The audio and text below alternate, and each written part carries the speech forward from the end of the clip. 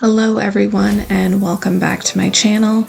If you are new here, my name is Michaela and I like to travel a lot. If you are interested in Vegas content, make sure to like and subscribe as this series will be in Vegas. Alright, now that that's out of the way, let's move on to the inconvenience that was our travel day. If you are hoping to start your vacation with chaos and extended time at the airport and no frills, then Flair Airlines should be your pick.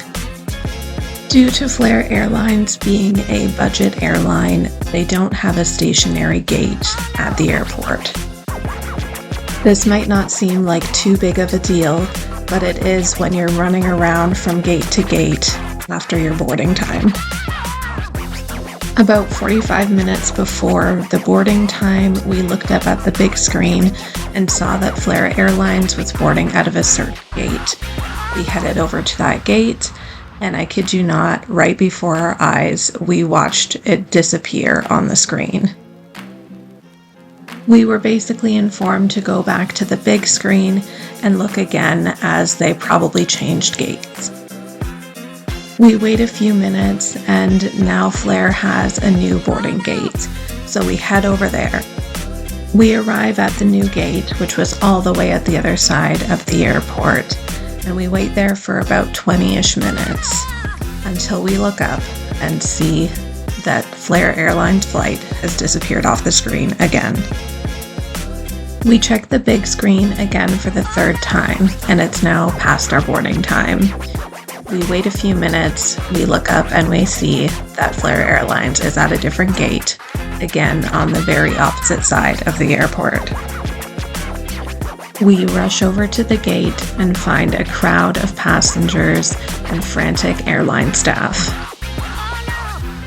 We wait for a while and then eventually they make an announcement stating that all passengers must have their checked bag and their personal item tagged. They stated that this should have been completed at the check-in desk prior to security. Only one of my friends had their items tagged and it was only on their personal item and not their checked bag. This led to a delayed flight as all of the airline staff had to make sure that everybody's bags were tagged. The delay lasted approximately 2 hours. And while it definitely could have been worse, it wasn't great, especially on a late evening flight. Finally, we made it on board and piled into our seats. I paid an additional fee to be seated in the emergency exit row. But as I'm sure you can tell from the video, they look like standard airline seats. The only perk to these seats is that they offered more legroom.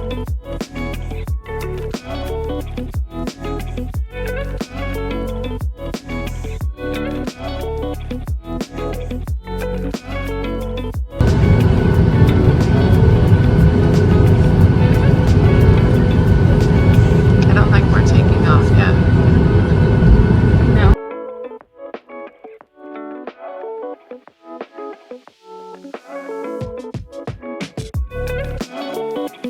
Alright, let's check out the bathroom. I would say that this bathroom seems to be smaller than your standard airline, but I think that's to be expected if you're flying with Flair.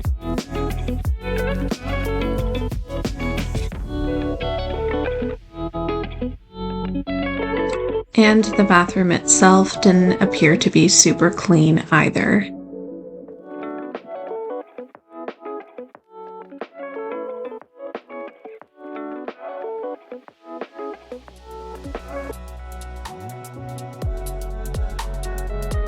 It is important to note here that Flair Airlines also offers no in-flight services. They don't even offer your basic coffee, tea, water, juice, so if you want those items, you have to either purchase them on board or prior to your flight. Also, as you can see here, there is no in-flight entertainment, They do have an app. However, for this particular flight, I wasn't able to access the entertainment on the app, so I brought my own entertainment.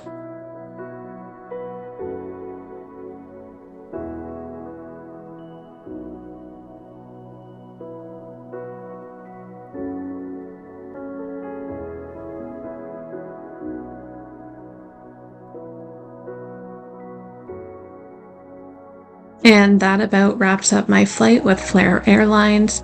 Overall, it was pretty underwhelming, but like I said, that's to be expected with a budget airline.